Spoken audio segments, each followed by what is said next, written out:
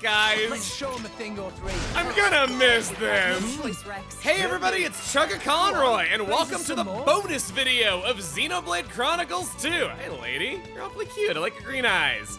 Oh, you wanna be a part of this intro too? Okay, you're cute enough to walk away. Anyway, this little appendix is all of the things that I learned while making this that were kind of too minor to talk about at any other point, or just didn't really have a good place. So let's start the best place to start, the title screen. In addition to the two variants of the title screen after clearing New Game Plus, on rare occasions, Neo will turn around and smile at the camera. You done an awful lot of growing there, girl, and it's great to see you happy in your new life in Elysium. While we're here, Xenoblade Chronicles 2 originally had a less exciting logo without flames on it. I'm glad they changed it so it didn't look like a cheap edit and instead had more of an identity from the first game. Much better like this. There is a one blade that I forgot to go over their favorite pouch items for. A Brona. I thought it was pretty funny that I legitimately forgot her. Aegean, next time you feel bad about all my ragging on you, just be glad that you aren't forgettable. About that. I swore I did this. I checked over it twice. And yet, Aegean was missing his favorite pouch item and we've been able to make it since the Aletta region.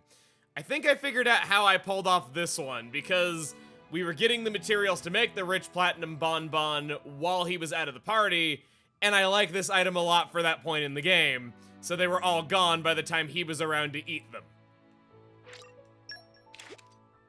What? You didn't say anything about it. He straight up doesn't say anything about it! He's off sulking in his corner, forgotten. It's an honor and a vivid pleasure. What's this? This flavor I couldn't dream to replicate. Thanks to my negligence, I've made a new discovery. It hit me that Hugo was out of the party when I tried that, and if someone is outside the party, even though there's little reason to ever do that, voice lines are skipped. You can always press A to skip the voice lines normally. Despite that, I have a strange feeling that this is going to lead to something happening in speedrunning one day. Abrona likes to eat fish, don't all bugs? I've been wanting one of these. How charming! She likes music. Oh, how lovely! Her favorite items are... It's like you read my mind! And all the way from Fatsamima, loaded and in stock, masterpieces of all rest. Very me! Yes, I too agree with all of the things that I know about you, making that relate to the personality that you have. This might be the most remote treasure trove in the entire game. It is underneath the bridge on the way into Theosoir. Ugh. It kind of boggles the mind all the places that they hid these things and how many are probably still yet to be found. Much of the story has been recontextualized by Torna. I feel like you'd almost have to play through the entire game again to get the full picture of everything that has changed, which is why that's my next Let's Play now. This is a big story with a lot of lore in it. I don't have time to go over every single little thing, but I'd like to mention some of my favorites. Fonset is a village for orphans to this day, and there's also the fact that Minoff cares for Iona, who is a war orphan. Both Adam and Minoff carried on Laura's wish. And you know who else cares for war orphans? Vandam. And Vandam was good friends with Minoff. Laura's wish is carried on this day and influenced Vandam. Mithra's character is often believed to be an allegory for dissociative identity disorder, and how it would manifest in someone with a literal ability to artificially create a new person.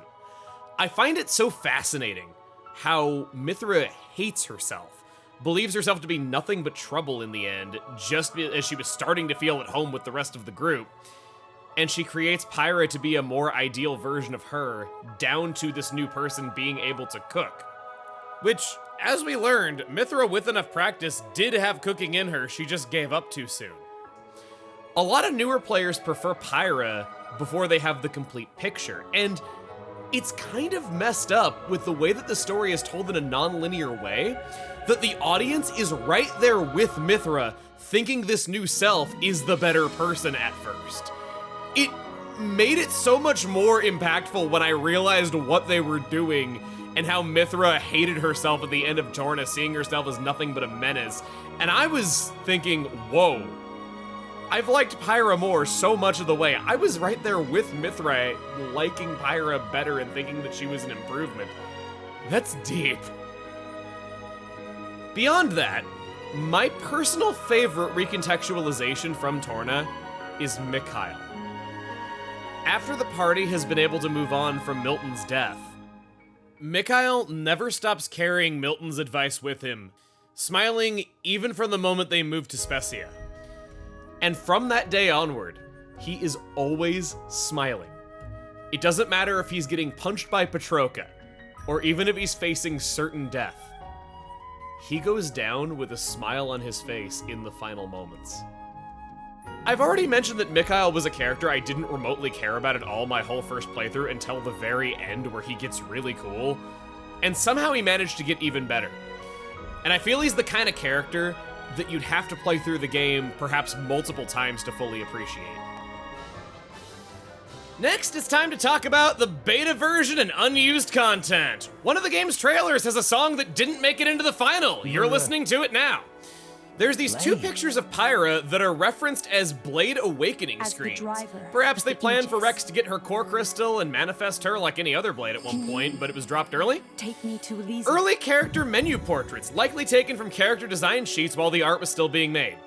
Noteworthy among these is brown-haired Poppy, which can be seen in a lot of concept art, and Sever and Cressidus have entirely different designs. Early common blades, they were much darker looking, something that we would see in Torna with Gord. I'd rather not go into spoilers for other games, but every single symbol that ever appeared in the Monado in Xenoblade 1 is in the files of this game, and not all of them are used, not even on Malos' Monado. There's a lot of early unused graphics that aren't of too big of note, such as these early versions of showing trust, blade affinity charts, all those things. The merchandise has a surprising amount of lore in it. The USB edition of the official soundtrack is a golden Aegis core crystal that says Numa on it. The deluxe edition of the official soundtrack has 5 exclusive piano arrangements of various tracks throughout the game. Here is what those are now if you'd like to seek them out. I've already mentioned the Alrestian text in the English special edition that says Hope in the Sea of Clouds as foreshadowing to future events. The Japanese version instead says, and thus boy met girl. The initial reveal trailer has an early version of Gormot's theme that I think starts out strong. I'll be playing that for you now.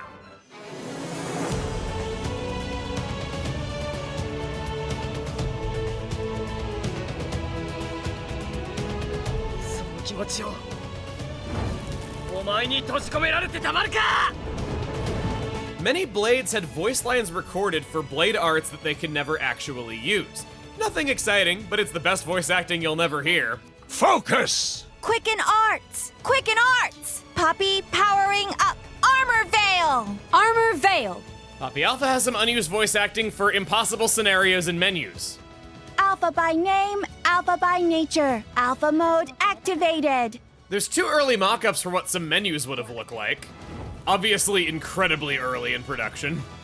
Among the objects that can be checked in Elysium, there were plans for an old sign to be read, some cars, some shelves, and a parking lot that could only be read if Adenine was in the party.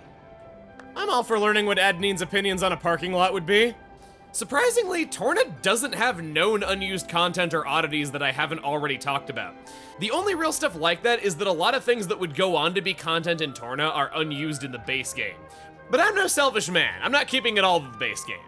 While not unused content per se, the name of the Tornan King is unknown. Even in the credits, he's named Tornan King. Reversible box art is a series staple dating all the way back to the original Xenoblade Chronicles. Torna has reversible box art that I'm willing to bet has been seen by few, as not many physical copies exist. Next, we move on to the development resources available in the official art books.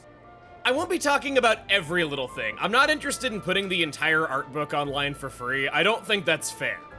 If you're looking to buy one art book, buy the Japanese version. It has all sorts of exclusive content, like this dropped blade design, who I love and will marry. The reason why I recommend it over the English version is because that one does not contain anything from the Land of Moritha, the World Tree, Elysium, or anything from Torna. It has a lot of holes in it. Inside of said art book, this page has beta elements everywhere. Poppy looks very different on this bed. We see Rex's infamous white hair, the original Urian Titan where you would have been running around on its back rather than its belly, and the original World Tree.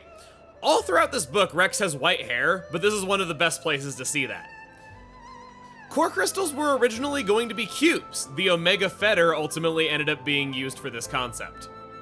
A Percival favorite of mine, Personal's face. E3 2017 had a demo for Xenoblade Chronicles 2. It wasn't playable on the show floor, but was featured on Treehouse Live. I actually like the old pause menu better. It's less button presses since it starts you on the characters menu and you use the left and right bumpers to slide over to what you want. You ever think it's bizarre how the blade combo route names don't always make sense, like how stone plus water equals pandemic? I don't know about you, but I never got sick from a bunch of wet rocks.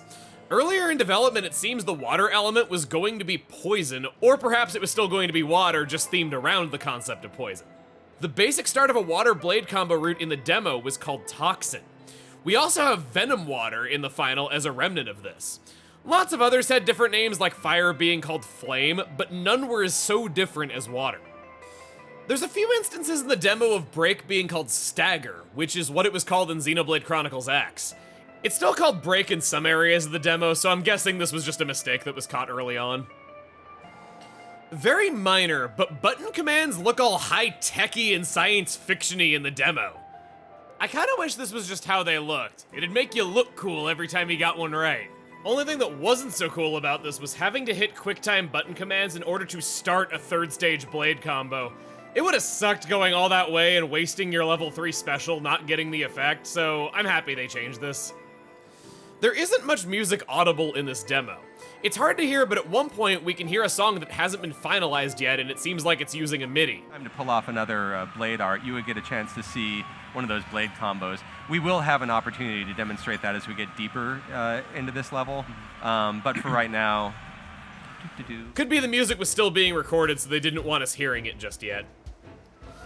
Some things aren't so different even before the game released. Oh look, there's Bomber Dolmus, just like I said. He was in the demo and he got reused for the Land of Challenge. For some real benign stuff, I thought this Wii U loading screen was cute. And did you notice the typo on the pause menu? Change character.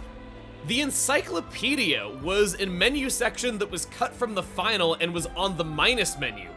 We saw this icon in the E3 demo, but they never clicked on it to show us what it looked like or what it did.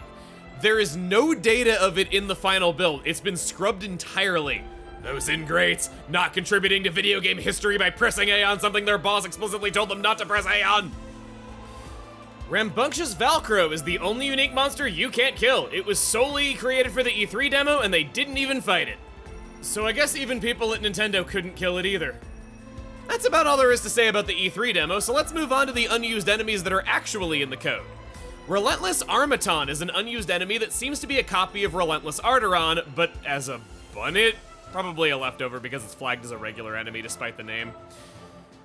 There's two bandits that were likely going to be fought on the first visit to Gormott due to being level 10. Their names are Elite Soldier Lowe's and Elite Soldier Garmon. They aren't soldiers, but bandits. X have an unused art. It's called Dark Force, is wind element and inflicts blowdown. It's a stronger version of their used art, Force of Nature. Unused items. Alpha Scope was planned for the Cliffs of Moritha and would have lowered enemy topple resistance. Pretty lame because break resistance is the hard part of fighting strong enemies. Gamma Scope was launch resistance. Again, pretty crappy. A null defense aux cores gave a chance to stop guard annulling attacks. Kind of a confusing effect. I annul your guard. Oh no you don't, I annul you annulling my guard. Salted brog sauté was meat at home with the gourmand items. Sometimes little things like this are made and then forgotten when it comes time to slot everything into place. Probably what happened here. Though it's coded into the game, there is no way to obtain a legendary Aqua Greatsword for Adam. No enemy can drop it. Orpheolus is a theory that Nomadic Rushholm was meant to drop it as it only has one weapon drop compared to the usual 3. Several item numbers are unnamed core crystals that always generate the same specific common blades, probably for testing all the random abilities common blades can possibly have. The battle system is programmed so that each player character must have a blade. Rex at the start and Jin are equipped with a blade, in fact. It's just invisible and has no model. It's called Utsuro, which means blank. Lila and Dolmus are the only 2 blades that are never in the party even once. Lila is fire element and the same weapon class as Poppy QT, the mech arms. Look closely when she has them out. It's the same model as Poppy QT's default weapon. It's likely that Poppy QT gets her fire element from using some of her power. When we see her fight, her arts have the effects of knockback, blowdown, and launch. I was going to say that these would be the effects of her arts if she were playable, but if she used the mech arms, we already know what her arts would be, the same as QT's if Tora were her driver. Dolmus, on the other hand, is more interesting, despite being one of the more minor characters in the entire story. He is a unique weapon class, the Spiked Hammer. He would have been right at home with other New Game Plus blades being clones of existing weapon classes, functioning similarly to the Shield Hammer. If I had to guess, I would say this is a hammer with a focus on attacking rather than on defense. It would probably have the moves of a shield hammer with stats similar to a great axe, higher auto attack and critical rate. Dolmus would have been yet another fire elemental blade, and has smash and topple arts in his boss fight as well as a damage immunity art. There's 2 Merc groups that we never saw, Pandorias and Nias. I guess I just wasn't thinking about them much toward the end of the game. I'll be back. We'll call it Catty Company. Everyone with me. This is where you pat my back. Thanks for getting it done. A nice change of pace. Team Zeke forever. Ready for action. A job well done. Nicely done, chaps. This one's ridiculous, and it scares me how anyone found this. If Rock's affinity chart is not complete before New Game Plus, but is really close to completion where all the tiers are unlocked through Trust, and then you complete his affinity chart with Van Damme, next level. Van Damme has unique dialogue for that. If I had one, I'd give you a medal, mate. I've just got one question for you. Are you ready to piss yourself when I show you Zeke's face? This is what he looks like with the eye patch removed. He did have money for a second contact lens. He just didn't want to tell Pandoria that because she thought the eye patch was hot. Here's an oddity for you that I think you'll be wrapping your brain around all week.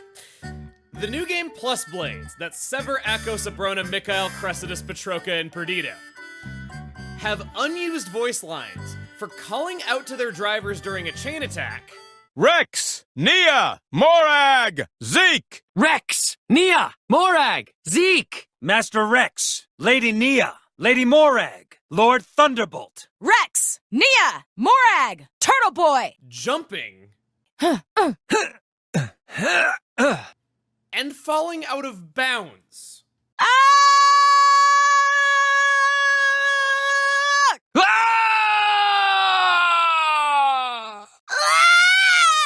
how embarrassing. This suggests that they might have been directly playable at one point in development. The only reasonable theory I've been able to come up with is perhaps a challenge battle that would use the Torna of the Golden Country battle system. Kinda like how we had that one challenge where we could play as Jin. Yeah, it's certainly something. You look crunchy. There's an awful lot of post-battle conversations, and it would take so long to do them all, so here's some highlights. How's your injuries? Better if you don't think about it. Rex, you're getting too heated. Don't lose your cool in battle. That's good advice. I work hard to be cool. You killed it out there, Nia. You're a smooth operator. Hello? I'm Mikhail. Stop drooling. Oi, you don't get to boss me about. The victory feast will be glorious. We assure you, it shall not disappoint. I assure you, no one cares. Vandam, you think highly of Rex, do you not? Ah, that little shrimp reminds me of my boy. I'm all right. Honest. That was a close one. Thanks for saving my skin, bro Mark. It's not Bromark. It's... You're welcome. Hey, Practice. When this is all over, I get to be your little sis, right? We promised. I'm not promising something like that. If your core crystal was more like mine in theories, though. Hey, Finch, have you learned my name yet? How could I forget Melon? Your style of fighting is so awesome. Ah, serve yourself. Hey, Magnetra, can I have a go on your Sparky thing? After what happened last time? Never again. Hey, Rollquick, can I ride on your shoulders? I like looking down on stuff from above. All right. But do not fall asleep. Finch, join me at morning practice? I can help you improve. Thanks, Cheery. It's a tempting offer, I gotta say. I am Theory. Friends tell us, you get a bit dirty in last battle. Shall Tora give friend Scrubby Sponge Bath?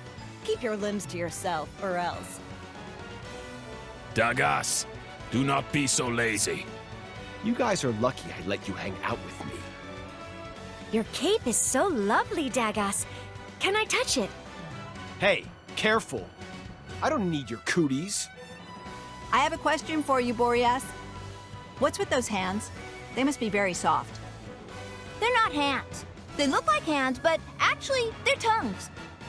Ugh. So the other day when you touched one of my books? Hey, Praxis, mind if I squeeze that spongy thing on your head? No! No, you absolutely may not. It's very ticklish. I would like to hear you sing again. What? Wolfric? When did you hear me sing in the first place? Hey, Electra, let's sing together. Sure, you're on. La la la la la. La la la la la la la la. La la la la. La la la la la la la. Electra, you can be our very own lovable fool. Is that a compliment? Yay! Hey, Vess, would you mind making me some aphrodisiac dumplings? That doesn't sound like a good idea. But if you learn to cook, I'm sure it would make for an entertaining evening. You seem different to the rest of us, Blades, Cosmos. Sure you're not from an alternate reality or something? I am a blade, just like you, Zenobia. Cosmos, you are strong. I am glad we are friends. Any being who tries to harm Master will be promptly nullified. Rejoice, Cosmos! We find you most ravishing. Searching database. Suggested word revision, badass. Kid, Sonny, whatever you do, don't lose to that blade with the big arms in the next battle, okay? Huh? Why so hostile, Nim? Zeke, you need to get serious, or die. Your choice. Thanks for the encouragement. We used to be so close. May I still call you sister? Ew. If you want to listen to every post-battle conversation right in a row, in the description I've linked an article on Xenoblade Wiki that has every single one. The most hotly requested one by far is this acknowledgement of Rex and Nia. Hey, Nia. About that thing you said that one time, well... Huh? Oh, right! You're asking now. Now's not the time. We can talk later. Smiles you can hear. That is a perfect delivery. Rex eventually figured it out. Doesn't make it any less tragic, however. By the way, Rex and Pyra aren't confirmed as canon, and you know what happens with Rex and Nia. Would you call those shipwrecks? Wait, hey? I was asked by several people to idle in water with Zenobia and Zeke. Lucky for you, we can do both at the same time because of me awakening every blade on Zeke. What? He's doing the Russian kick dance to stay afloat, and Zenobia is just kind of floating there. Look at him go! This man could be a hula dancer with how strong his leg and hip muscles would have to be. But he's even folding his arms. He doesn't care. I'm not sure why people wanted to see Zenobia. She's not nearly as funny. This is fantastic. His legs are so jiggly. I've already praised the level of detail that went into making this game, but I'm gonna lay something else on you that is well beyond everything else. They bothered to make character interactions between specific blades in battle that you'll only hear if they're on the same driver. It's just hard to hear, what with all the battle noise and with a Mexican such as myself shouting over the game all of the time. I'm gonna solo some enemies with Rex here to show as many of these as I can. Ow! Just say when, and I'll dice them. Balls back, Zenobia. We are connected. Wolfric gets along with Zenobia. Oh my god, the numeric symbol on specials is tiny in the base game. Why is it so small? This one I feel semi-bad about. It's switching from Cosmos to Herald, which I feel bad about this one because Cosmos is the whole reason no one uses Herald in the endgame. When you really think about it, Cosmos is just an objectively better Herald and outclasses her in every way imaginable, even though Herald was considered quite good at the start of the game's life before everyone had Cosmos. Focus. Yep. Herald. Like Cosmos, I will show no mercy. Like Cosmos, because you're the knockoff. Spot located.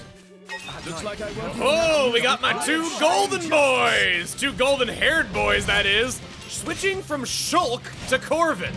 Ha! Corvin! She's no Monado, but boy, you stir and doll have a song to sing. Oh, it's okay, Corvin. You're more useful than Shulk anyway. Don't tell him I said that. Switch into Agate while fighting a bug. Chain attack. Ready. Get that thing away from me! I'm not joking! Get it away! I've definitely heard that one in the background before. It was just too quiet to hear exactly what she was saying. What's cool is a lot of these unique battle lines have story prerequisites before they will occur. In this case, Agate will not be afraid of the Parasax during her own quest when she has to go through it to get to the stone. Did you ever notice that when you kill an enemy, they dissolve into the element of the blade that got the final blow? Well, now you know. Mithra has a strange mechanic. If you're using Pyra for a long period of time, but doing poorly in battle without actually dying, Mithra sometimes just jumps in and saves you.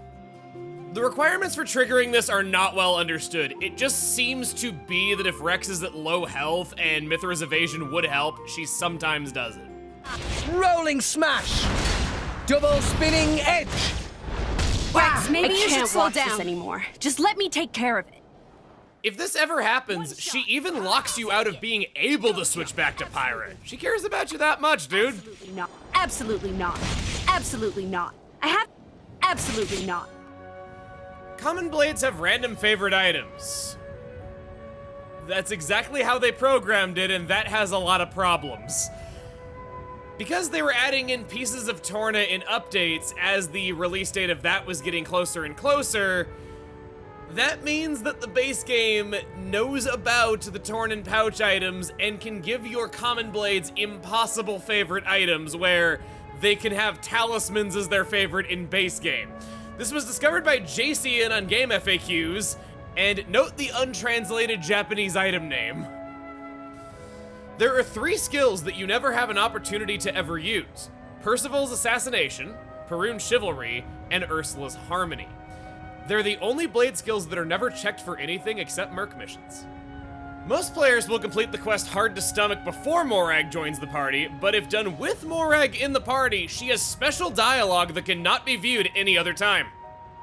We never saw the conclusion to Vask's story. I thought we did, but we didn't. Clear the Merc mission Rainbow Shell, talk to him again. I finally mastered roast meat tagliata! I even got the head cook's seal of approval! I knew I was onto something using my axe instead of a regular carving knife! And the plates I used were good too. Anyway, I'm one step closer to the day when I will finally be able to cook for the esteemed Queen Rakura. This is partly thanks to you, so why don't I teach you a recipe as a sign of my gratitude? Thanks. Vask's recipe has been obtained, and he also has something new to say. While I was slaving to my to perfect my roast meat tagliata, things have gone downhill out there in the world. I didn't realize at all. I'd like to think that, I'd like to cook for some of the refugees in Fonsamima, give them at least a little bit of joy. Even though I only know how to make roast meat tagliata. Still, I take pride in it, so long as the food serves a good purpose. It could be my way of serving Queen Rakura for saving my hometown from the flood all those years ago. That's nice. It shows a perspective on this whole conflict from someone who's just kind of in a weird time in their life where they're figuring themselves out. That later. It's like Pyra's cooking gets even worse after you've played a game that has good crafting in it. Now that I think about it, Pyra's cooking is trash, and Mithra's cooking is stuff I would actually use. In the Nintendo Switch News app, there is a channel for Xenoblade Chronicles 2 called the Salvager's Almanac. Presumably, they were gonna post all sorts of guides that this game desperately needed, yet despite the fact that it exists to this day, no developer or staff member has ever made a single post to it. It's a useless channel that only the true fans go follow. Now we move on to everyone's most controversial topic, the lip flaps in the ending. So, there is even more about these lip flaps hiding within the code that has been made aware to me. So in the English version, the lip flaps don't change based on who is saying it or in any other circumstances, and by counting the lip flaps and the fact that they reanimated this for the English version, I interpreted this as hello I'm Pyra / hello I'm Mithra, as that's what matched the lip flaps. In the Japanese version, according to fan translations of the script, they say either I'm home or nice to meet you. But the lip flaps in the Japanese version differ depending on who is speaking, even though the script doesn't specify them saying anything different based on who is saying it, like in our version. This is what we call a contradiction. It leans toward it being hello I'm Pyra / Mithra in the English version, but doesn't lean towards anything in particular in the Japanese version. I can now say that I think it could go either way. I don't think that either possibility is more likely than the other, and we would have to wait on them making another game for us to find out what it probably was. Next, we're moving on to the Land of Challenge. When clearing Elma Redux before Dino Drama, when the Nopon Arcsage is about to use his toilet joke and gets cut off, he doesn't lament that he only got to use it once. That line is omitted because Dino Drama hasn't happened yet. However, this cool piece of continuity thinking is not perfect. When going to clear Dino Drama, Rex claims that he has never seen the All Rest link before and didn't know anything like it existed. Yeah, Rex was remembered less than a toilet joke. In the Land of Challenge, today we decide this year's legendary Heropon! Tora, now is time to seize Mantle of Heropon! Rum Tum Tum! I think I saw that show about the dog once. I didn't know that there was a Nopon adaptation for it. It's always lame whenever they remake things and they needlessly change stuff like that. This was something that I didn't think was too important to show, but many of you wanted to see it, and, you know, that's kind of what bonus videos are about. Whatever you guys want to see that I hadn't actually shown.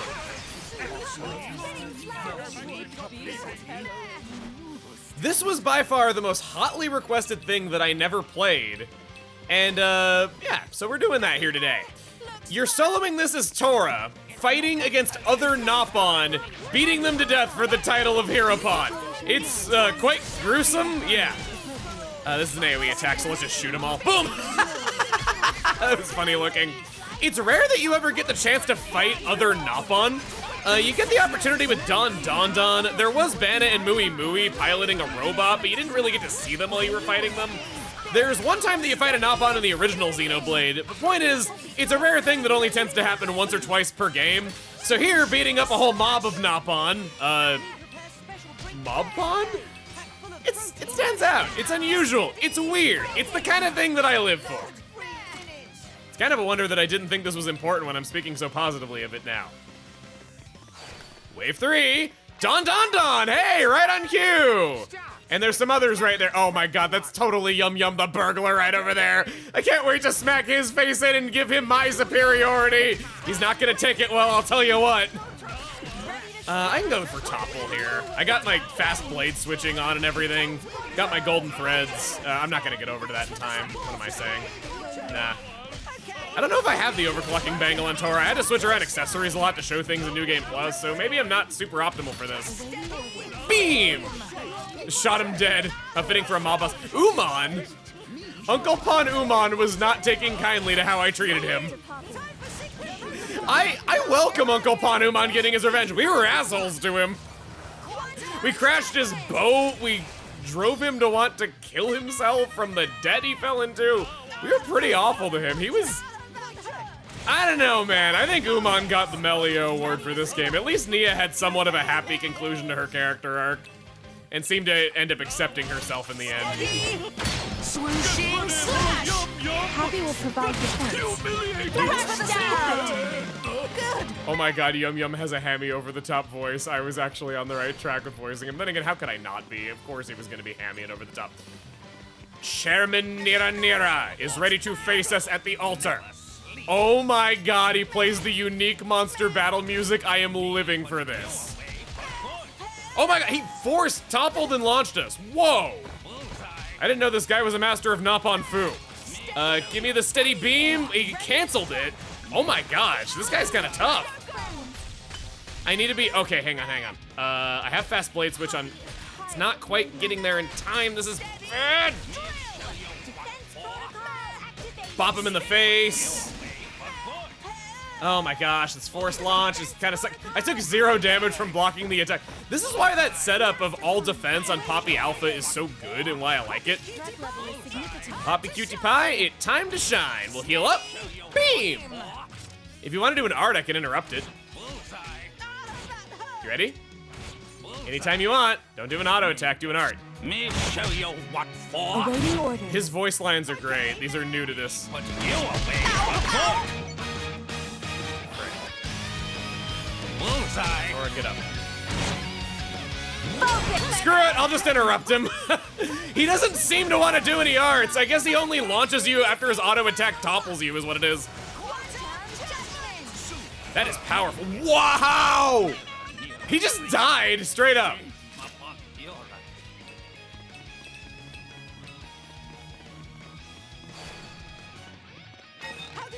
Oh, we're not done yet. Nupapon, Nopapon, Napapon, and Nippopon. Nippopon. These are Nopon sages from Xenoblade Chronicles X that have come to make one final appearance. They are legendary Nopon that are kind of spirits within, I don't really need to explain the exact lore behind it. Point is, they're from Xenoblade Chronicles X, and they're one of the few things that you might not understand without playing that game first. It's otherwise pretty unrelated. Gosh, the most plot relevancy that X gets to have to a main game is a bunch of names of Nopon. Poor game, you deserve better, X. You really do. Beam. True story, I wanted a sequel to X. I don't know if I've told the story before, I might have. It's been a long Let's Play, I'm sorry. If I have. I wanted a sequel to X even more than I wanted a sequel to the original, actually, because I felt like X was just so unsatisfying. The poor game was so unsatisfying in the end, and it never got continued, and it stuck on a system nobody bought. No one deserves that. Oh, more? More? You want more? Okay! I will stain these steps with the multicolors of your Skittles blood! Oh, I can special these guys. I just need to be special spamming at this point. Our specials kill so many of them anyway. We could probably even be using Poppy Alpha to AoE them.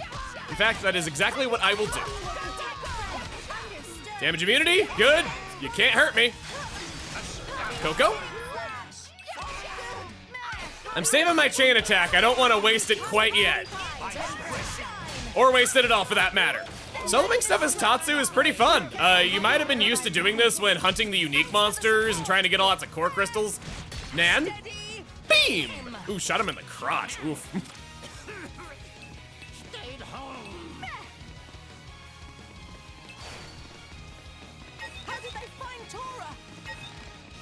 Jitsu? Like, jujitsu? I don't know. Victory belonged to me. All your victory or belong to me or something it said. Let me switch over to you. Go, go. AoE attacks really are the way to go. They just shred through them like butter and our stats are so high it doesn't matter. Oh boy. There is one Nopon that rises above the rest. It's the legendary, your favorite and mine, Tatsu. Appropriate. No longer tasty treat. He's even voiced and got new voice lines. Don't touch Master Pawn. Thanks for the support. Strangely has different deliveries than he had in Xenoblade X. Yeah. So, a lot of people said that they wanted to see me beat up Tatsu because it's the most satisfying and cathartic thing in the entire world. Oh boy, let me tell you about my first time doing this because it did not go that way at all. I got this far, and my equipment setup was not optimal, so Tatsu kicked my ass at the end of this. I was hopeless compared to him. And it was so infuriating because all X long, I wanted Tatsu to do some fighting and actually live up to his family name of Nopon. And yet, he never does. And then he finally fights and it's against me and he kicks my ass. I was livid. You could not have pissed me off more if you tried. Drill! Kata! We'll do a special. Damage immunity. Yeah, he's not all that tough. He doesn't even bother getting enraged. Tatsu's just happy living his life. You might have noticed that he was in the game because he is listed in the credits as a voiced appearance even though we hadn't seen him yet. Oh man, I almost shot him dead. Finish him with a special.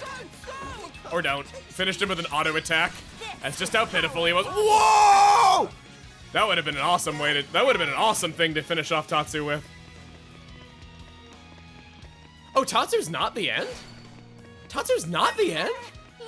Zukazu. What, some little mush for brains got here ahead of Tatsu? Oh, that's funny. Spinning cutter, and on the last hit, I'm not used to the timing here because I'm playing as different characters all this time! Slice him down. Switch back over to QT. Pie? That looked painful. Berry, oh, little Miss Sweetness. And Miko, so many references to other games here. Oh, a young Banna. We get to see him as a child. I overestimated this challenge greatly. My setup must have just sucked the first time I did this, because this has not been a challenge. And I keep thinking that it's going to be harder than it is. I might be the only person who ever lost to Tatsu. Ricky! Tora knew the way was better. Oh, hearing him talk again! Ricky was best character in Future Connected, and he wasn't even in that game.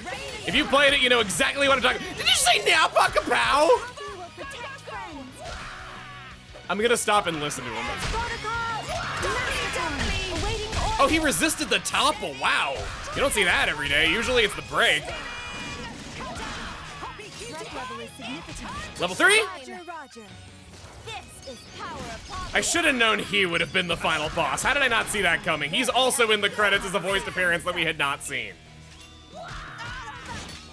Breaky, breaky. I think I'll prepare a little bit better here. Oh, he says meh meh. I kind of liked how Ricky didn't say meh meh. I think they over-rely on that a lot for Nopon sometimes. I liked it back when they didn't say that as much. Oh, we're shooting him. I don't have access to lightning, so we're just gonna have to do this the old-fashioned way. Break.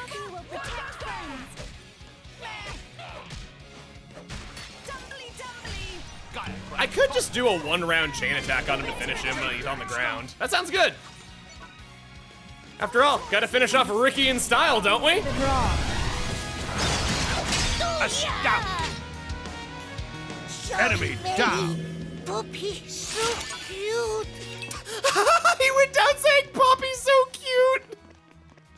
Wait, Ricky's not. How long is this? Jeez. I guess this is what I get for never playing this one to the end before. Nopon. Are you Banna's mom, perhaps? We hear about Banna's momapon a lot and her being kind of horrible.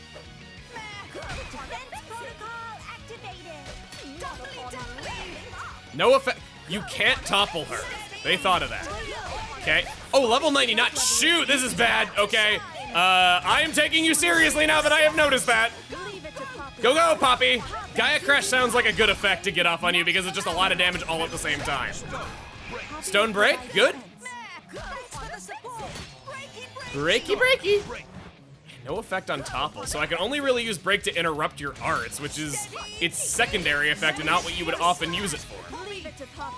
As break can be resisted and it's not always a reliable way of interrupting like a chain attack or a level 4 special would be. Gaia Crash, lots of burst damage. Oh boy, oh boy, oh boy. Get up, get up, get up. Okay, wake up, get out there! Heal, please, thank you. I love healing from shooting people. It's like Superman 64. Let me make sure I really saw that right. Do you not get affected by a topple at all? Resist topple. Okay, so it is possible. Threat level is significant. Master Pod, initiate synchronization of spirits. So we break her. The enemy's element is now fire. I'll do this on you. Oh wow, she was half a second too late on that one. I still did my special anyway. That was good. Oh no no no no no no no no no no no no. No! What the? Analyzing cause of defeat. I'm not retrying that. I think that was the end. Let me make sure that was the end. Yes, that was the end. That was the final phase. We got out of that with one chest. This challenge is special. It had 13 pieces of official artwork released for it, one for each phase. Here those all are now. Quite charming. Yes, even Tatsu's. It turns out I was correct in thinking that Tatsu sounded funny. He was recast. Chris Kaysen no longer plays Tatsu, and he's now voiced by Eric Myers, who voices both Sever and Minoth. Complete the challenge Titan Battleship Assault enough times, and Jin will start getting idea level ups. Hold your jokes about how the speedrun for this would take hundreds of hours of preliminary grinding. This Jin is not affected by idea levels. And speaking of playable Jin, for those of you that like Torna better, don't worry. There's some remaining things about this that I haven't said. First of all, the zombie hover button combo works in Torna, and when combining it with a Vanguard switch, it's even more abusable for infinite moon jumps. It's a messy glitch. It can screw you out of certain things, and I would recommend not playing around with this on your main save file. It was requested by a few people that I lure something with Mithra. Oh, she does a finger gun at it! I did it once and I couldn't see what was so special about it the first time. Yowza, that's good. But I'm happy I saw that. Thank you to those who requested it. At various times when you really should be doing something and going far out of the way, there's little messages with invisible walls. I'd like to talk about somebody named Pikal. Not Pikal, Pikal. Who sent in some obscure party dialogue aboard the ship when we gotta go talk to Adam. Mithra says, Adam? Didn't he go out to get some air? You're worried about him, right? You should go talk to him. Master Adam is a kind soul. To even consider making a place for the families and soldiers that have lost their home shows great compassion. But I couldn't help noticing that he looked very pained. I sense that His Majesty is not quite himself of late. I cannot blame him considering the terrible events to which he has borne witness. Though he tries not to show it, I have come to understand the workings of his heart. No matter the age, you must always be prepared lest some conniving rat stabs you in the back. I'm not referring to anyone in particular, you understand. But it's a story you hear all too often. I'd advise you to tread very carefully. Where did this come from, Brigid? At present, it's unclear exactly why the King of Uriah has acted the way he did regarding the Resistance. Oh, that's where it came from. Master Adam, we left the Resistance there because we trusted the king. Oh, Laura, how can this be happening? Whoa, cool ship. All he can think about. Despite my best efforts to test if there were Fireside chats after every single story beat, there were damn near 20 of these things that I didn't get. A lot of them require failing specific story objectives, dying to required bosses, beating one phase of a boss but not the other. They're specific triggers. And I want to give thanks to Imaginary Maggie, Rex Aura 888, Hereupon Super T, Orpheolus, Genesis Probe, QB, and ExoFrick1 for their efforts in testing so many things I never even thought of. Thank you. This is kind of a long section. Here's the timestamp if you would like to skip ahead. I just wanted to show every one of these because they're the closest thing to hearts in Torna, and we get quite a lot more insight into the characters from seeing these obscure things that I'm willing to bet most players never saw. We're starting off today with losing to the gargoyle in Feltley Village. Feltley Village? This can only be the work of an Aegis. Yeah. I hope we'll be able to meet up with Hayes. I'm starting to get a little worried. Nothing certain yet. We've no option but to trust the plan. You're right. But first, we've got a more urgent matter to attend to. Indeed. When we've taken care of that, let's wait for Hayes at Feltley. Losing to Adam in Feltley. Jin, I don't know what to do now. I never thought we'd be discovered here. 17 years went by and no one found us. If he knows I'm Tornan state property, then we need to take him out. If we don't stop him now, he'll set the army on us. You're right, we have no choice. Let's go back to Feltley Village. Resting at a campsite during the first story quest before clearing out the Antals around the ether miasma. Before we set out from Yenchik Harbor, we really should try and fix that ether miasma. Hayes, this one will be for you. Got it, leave it to me. Why? You don't have to do this, you know. Come now, Mithra. We can't just leave stuff hanging around for some unwary traveler to walk right into. I guess. Hayes is gonna use her ether powers, right? Yeah, maybe I'll tag along for a little while. I knew you'd come around. Whatever you say. Seeing Torrigoth destroyed but not going to the graves yet. Lady Laura. You'll need more than words to help Laura, Hayes. We need to search Torrigoth for clues. Maybe we can find out what happened. After seeing the graves at Torrigoth Village, but not searching the town yet, perhaps we should investigate Torrigoth a little more? I'd like to do something to mark the graves of these poor people, not just mothers. Of course, Laura. Let's do it. Milton Mithra and I will be honored to help you with that. Honored is kind of a strong word. I'd like to help too. Thank you, Mikhail. It's nothing. Hey. I'll help. No worries. None. Nice to see everyone's feeling so community-spirited. I'm impressed. Okay, let's head back to Torrigoth. That one's sweet. It's one of the rare character growth moments that you get for Mikhail before the ending. Losing to Bridget. Ah, damn it! Why do we have to kowtow to that woman? I'm sorry, Mithra. I'm still inexperienced as a driver, I fear. That's total crap. I can't leave it like this, Adam. Let me at her again. Okay, I guess we'd better try and clear up the misunderstanding. I'll try harder this time. I like how Adam kind of owns the fact that his newbiness as a driver is betraying the Aegis' strength, whereas Rex is in denial of it for a lot longer. It shows a difference in maturity between the two, even though they might be similar in a lot of other ways. This one is shortly before the fight with Gort. Jin, worried about it being away from Laura. Of course I am. Perhaps I bear some responsibility in this matter. No, it's not that. I just... Pretty unusual for you to get rattled, Jin. I understand your feelings, Jin. Well, you needn't worry. At any rate, we should probably get ourselves over to the flagship as soon as possible. And when we finish sharing information, we can make our way back to Torrigoth. Sounds good. I feel like we should take care of this pronto. For Jin's sake. You're only saying that because you can't stand dealing with the stuffiness. Zip it, Milton. Losing to Gort in Torrigoth. Lady Laura, are you okay? That bastard. He knows about your abilities. Are they coming for us? It seems that way. They know about our trump card and we don't have Jin. It's a tough fight from here, but we can't give up. Hayes, let's head out to Torrigoth Village as soon as preparations are complete.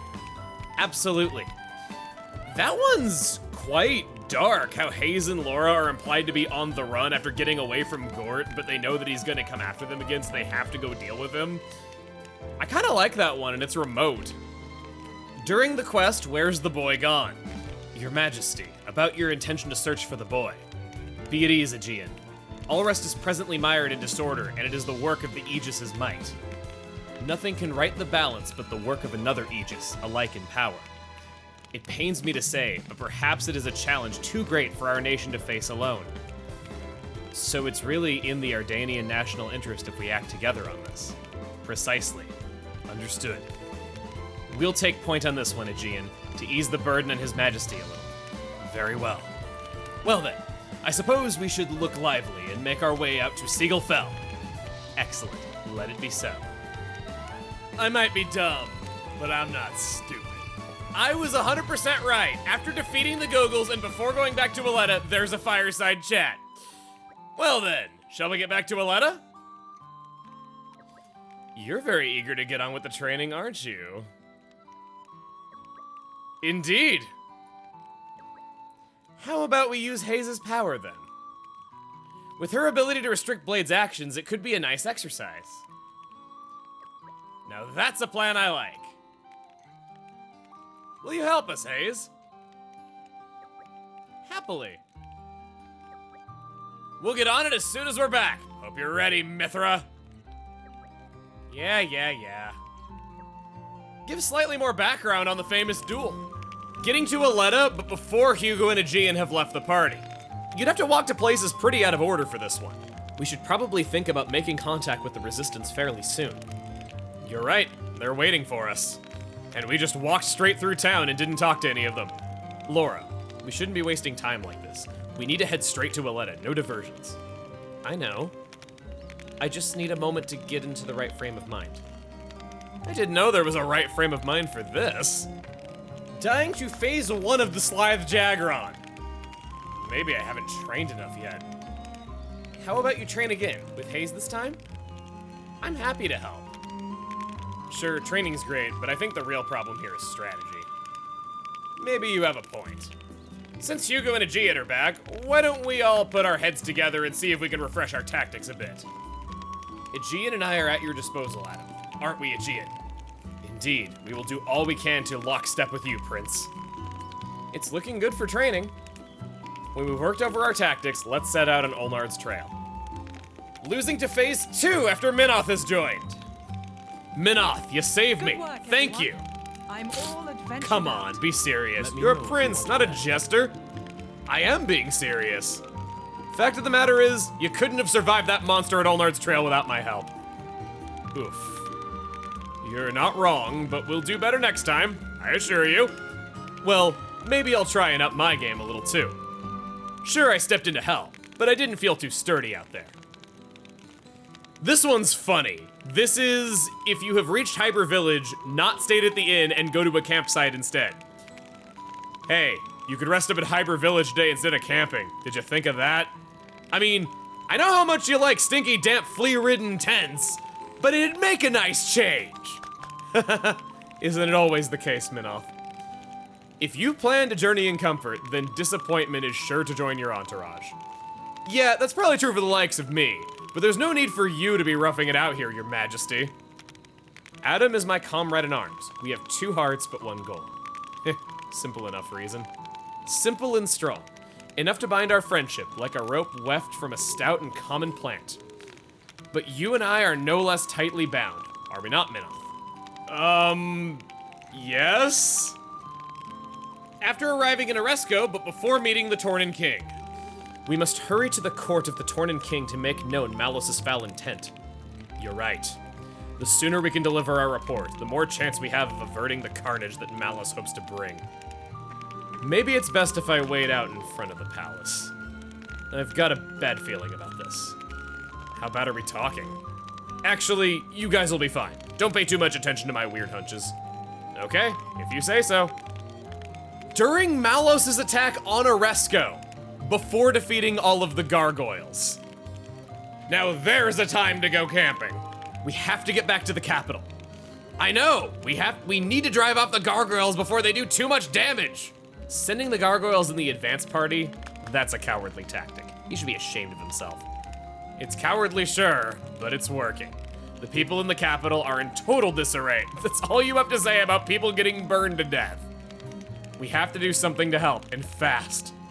Comrades, your haste to act is natural and to be praised. No, it's freaking not, Hugo. They're out here camping during it. But to pluck an unripe fruit is to taste a bitter defeat. His Majesty puts forth that we shouldn't rush in without the proper preparation. Yes, you're right. Thank you both. Cool-headed thinking is exactly what we need at a time like this. No, ass-kicking is what we need at a time like this. Let's make sure all our preparations are complete before we head back to the capital. After defeating the gargoyles, but before fighting Malos. Yes, that stretch of about 5 seconds. We managed to clear out the gargoyles from the residential and commercial wards. Yeah, apparently there are still some left in the gardens. No rest for the wicked. Looks like we'll have to keep it up a little longer. Indeed. Just be careful, Laura. I will. And that's all she wrote. Losing to Malos in the capital. The Aegis Malos looks to be as formidable an opponent as they say. Your Majesty, you do not have to do this. No, I absolutely do. Letting the Tornan seal fall into Malos' hands would be unthinkable. The thought of it makes me shudder. Yes, we have to put him down once and for all. Are you with me, friends? Of course we're with you. Let's give it everything we've got. This one is for winning against Malos in the capital, but losing to the 2 gargoyles he sends to distract you afterward. Malos' artifices are a real pain in the core crystal. Well, that's one way of saying it, Mithra. Individually, we can take him no problem, but there are so many of them. Can't you wrest control from Malos, Mithra? No, sorry. My artifices are in a different class. Only Malos can control the gargoyles. Damn it. It's okay, Mithra, we understand. Bridget. I bet you're happy that I'm finally the useless one, right? What? I have no idea how you got that from what I said. Look, if I used all my power, I bet I could take them all out, no problem. Well, why don't you just do that then? I can't stand it, people like, why don't you just? Look at the two of you, play fighting like old pals. Pals? No, Your Majesty, I assure you, that's not quite what... If you could turn that wit on Malos and his gargoyles, they wouldn't stand a chance, eh? After Malos makes his getaway, but before the party has the audience with the king. So Malos made off with the seal after all. If only I could have used my power. If you had, you'd have wiped out half the population. Yes, but I hate to say it, but that bastard was just better than us. Luckily, for whatever reason, he's seen fit to give us a bit more time. It's up to us to use that time to do whatever we can. Minoth is right. Though the going will doubtless be tough, we have no choice but to press on. That's right. Let's get Jin to make us a nice big dinner. I'm not quite in the mood to party, but some food does sound nice. First, we need to report to the king. Everything else comes after. After talking with Azurta in the womb, but before Laura is knighted. That was so fascinating what Azurta told us. So, what is it we're doing again? Laura, you know full well, don't you? We're going to head back to the capital and rest at the inn before the big knighting ceremony, of course. Oh, yeah, that. I'm so nervous. Becoming a Knight of Torna won't change a thing. You'll still be Laura. He looks so seductive the way he's saying that with his eyes half open.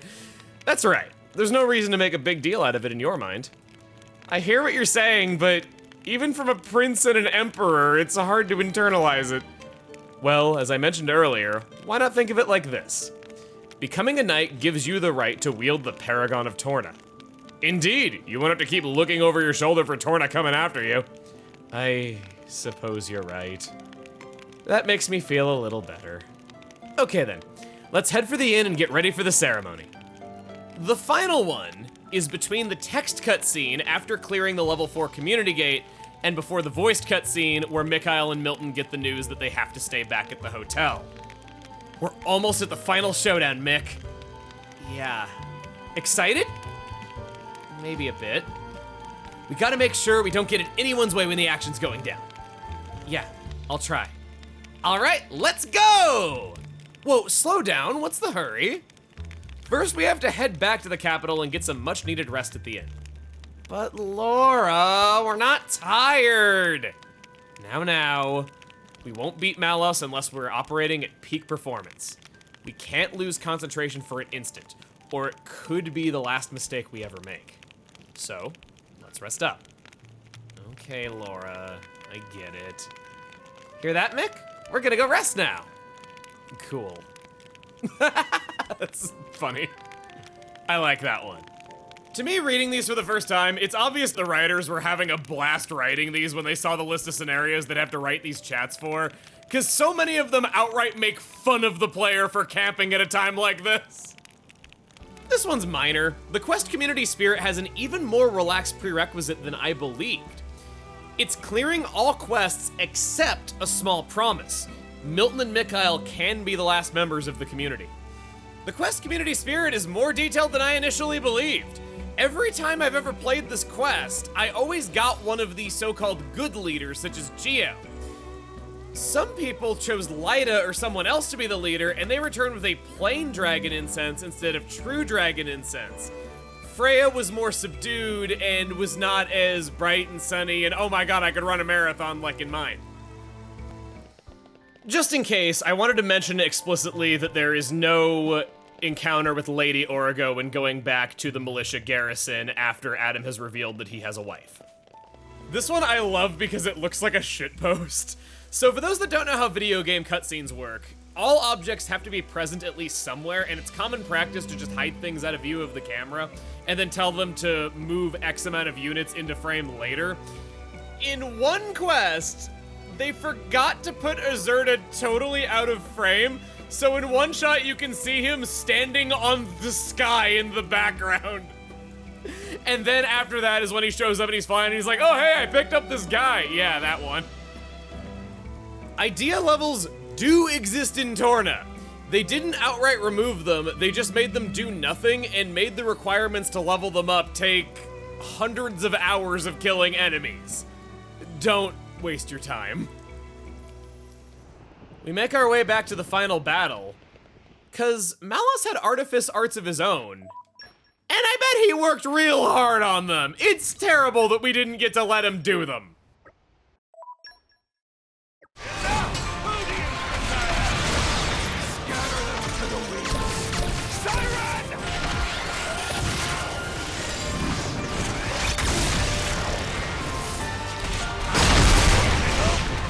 If that happens, yours gets damaged, you lose access to your gauge. The shockwave from your own siren hitting the dirt cannot be dodged and inflicts blowdown multiple times. You don't know what you're doing, you partner!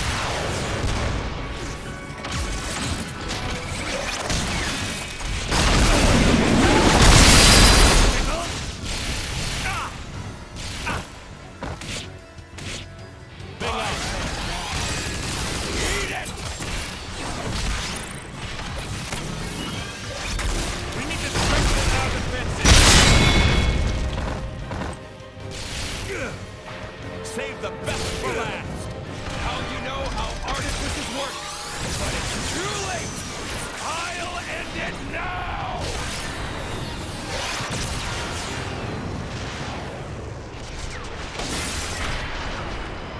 We need to bring the battle, princes. Let's go out with a bang. Stepping up.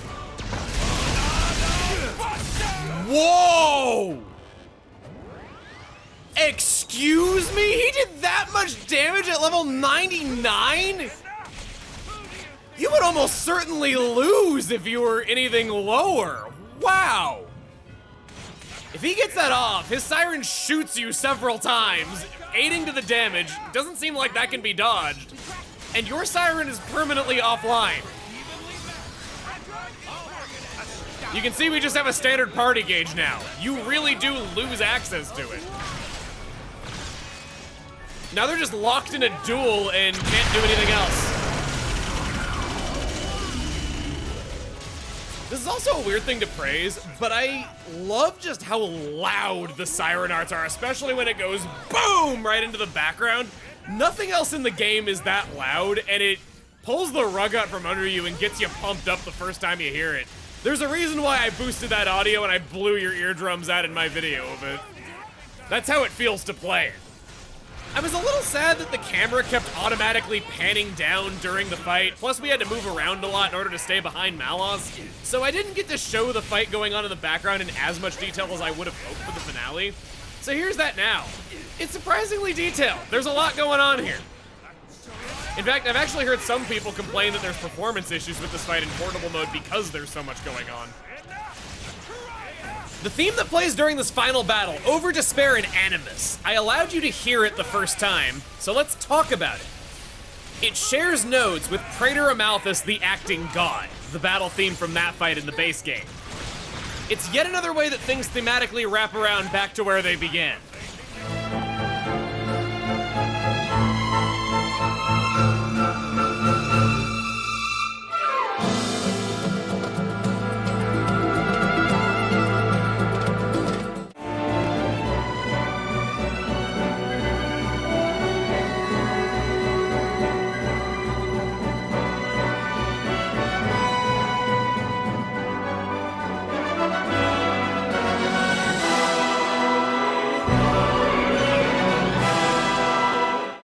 Losing to Malos means that he's gonna make you feel like crap for it.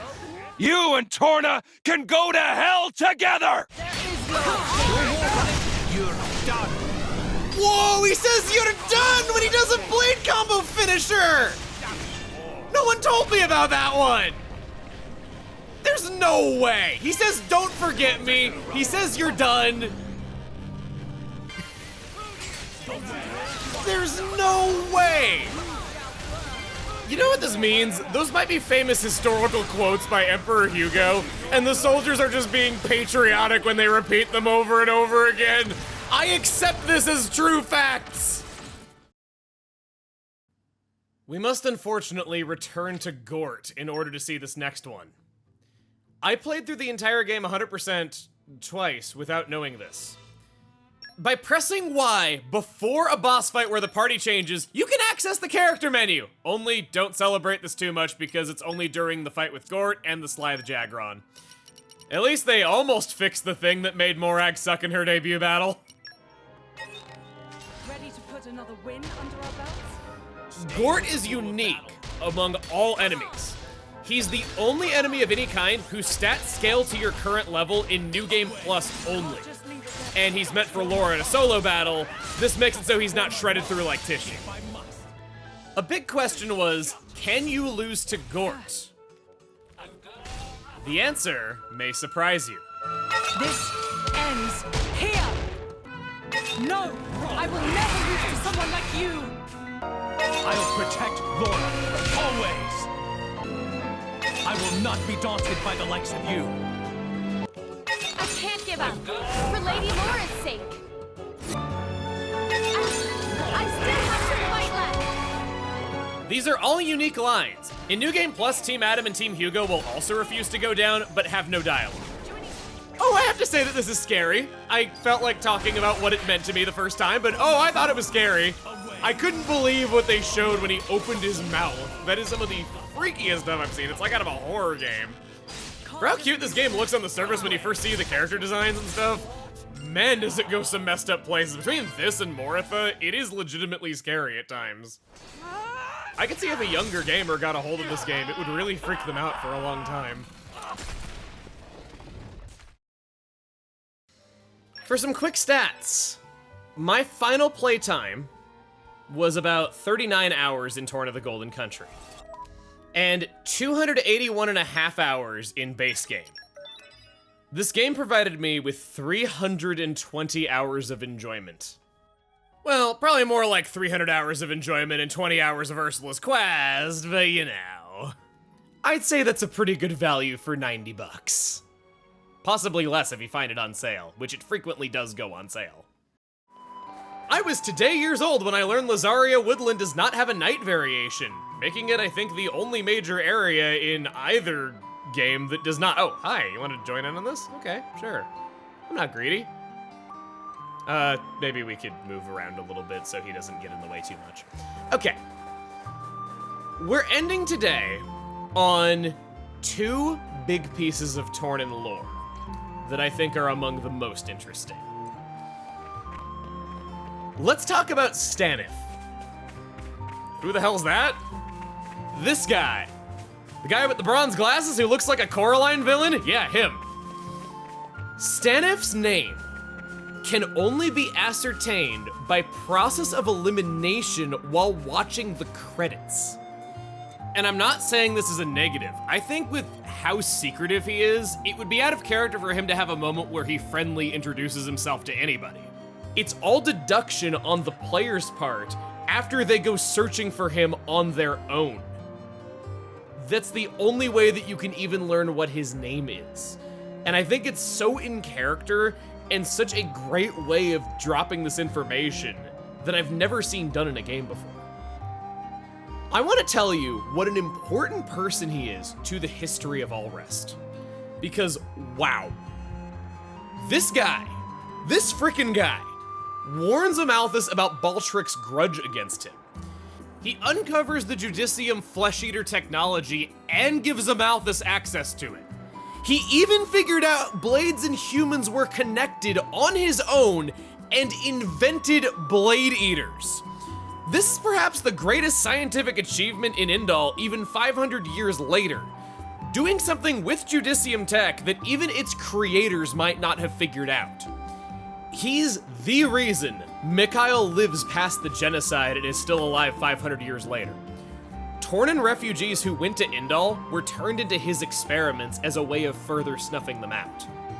There's implications in the ending that Stanif was responsible for setting up the relationship between Indal and Tantal that caused Indal to become such a world superpower.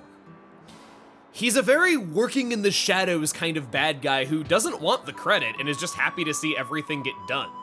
His actions allowed Amalthus to infiltrate the Praetorium and stay in power for hundreds of years. A lot of what we see happen in Indal might actually be Stanif's will and not just Amalthus's, though we don't get to know much about him. Perhaps he saw Amalthus as an Aegis driver as an opportunity to push an agenda to bring Indal to greatness in an era where people were accepting science more than religion, or when the Tornan faith in Blades and Titans was a threat to their belief in human supremacy. I think it's thematic with his character, how his name is never mentioned in the story and the player has to dig it out on their own. It matches his dislike of the spotlight.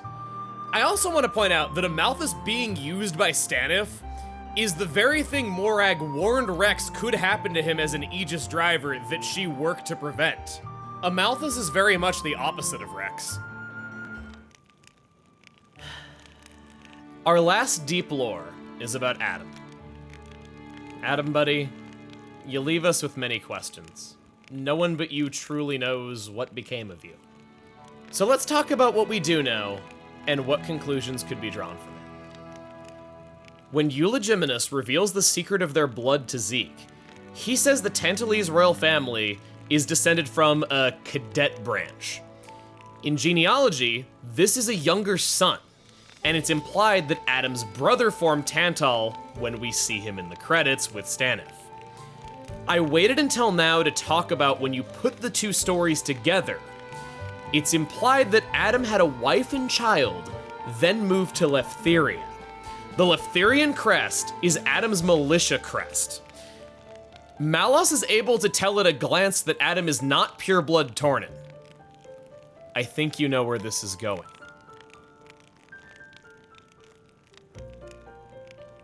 It's not confirmed if Rex is descended from Adam or not, especially with Rex's parents fleeing into Leftheria rather than being apparently from there. But anything's possible with people moving around in their lives, and both Rex and Adam having the same colored eyes. Malos even seems slightly scared of Rex's eyes, and says he should have been more suspicious of them from the start, blaming himself for not considering Rex could have become the Aegis' driver. Mithra also has the same eyes as Rex, and we know blades take on physical traits from their original driver.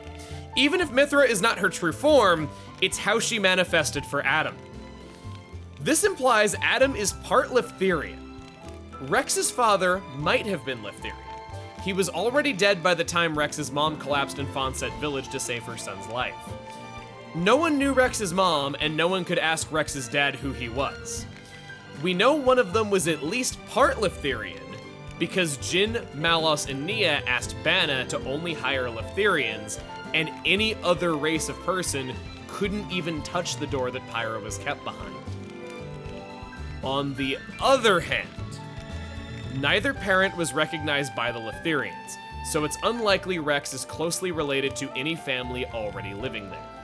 They may have simply been victims in some conflict and may have been seeking asylum in a place out in the sticks with no connection to the place.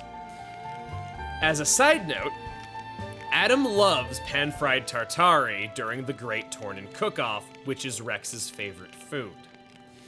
Mithra mentions this in a heart-to-heart and even says Rex reminds her of Adam when they first meet. I purposely avoided bringing this up until all the evidence was on the table because some players believe it and the others don't. I wanted you to come to your own conclusion once I could lay out all the facts on the table. Either way, this is how you do it. There's evidence for it, and there's evidence against it. And it's way more interesting to not say for certain which way it goes than it is to make another legend where the descendant of the great hero saves the world as his bloodline did many years before. The game goes with the approach of, it's possible, but it doesn't matter. Rex was never really motivated by Adam. He just wanted to do what was right by his friends. Adam was never the great heroic type. He was just a nice guy that others wanted as their leader. But I think the fact that the knowledge of Adam having a pregnant wife was the reward for 100% completion means that they wanted you to think about it having some significance. Personally, my opinion is that if Rex is descended from Adam, he doesn't necessarily have to be Adam's great-great-great-grandson. He could be a distant cousin or distant nephew in Adam's genealogy. It doesn't necessarily have to be direct. It just shows that it's possible someone with Adam's blood could still be living to this day. And maybe it's Rex, maybe it's someone else. 500 years is a long time. Bloodlines get intertwined, all sorts of things can happen. Heck, Nia's human sister apparently had golden eyes, and she could have just been part Gormati. I think it's kind of nice how Leftheria is the place where Torna got to live on in a small way, where Adam was at least able to do that in the end.